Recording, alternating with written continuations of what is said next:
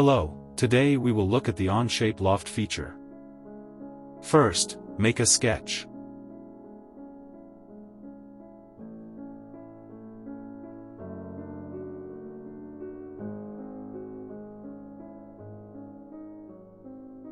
Now, create a new plane, and set your offset. Create a second sketch on the newly created plane.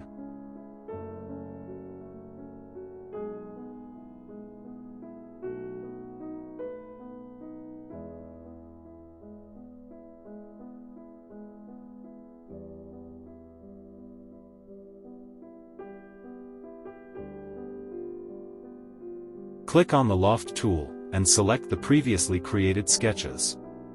You can click on the Start/End Profile condition, click Normal to Profile, and edit it.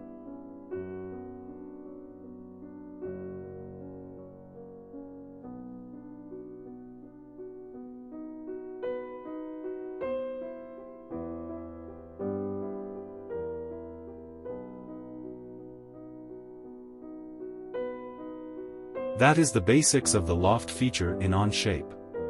Thank you so much for watching, and happy modeling.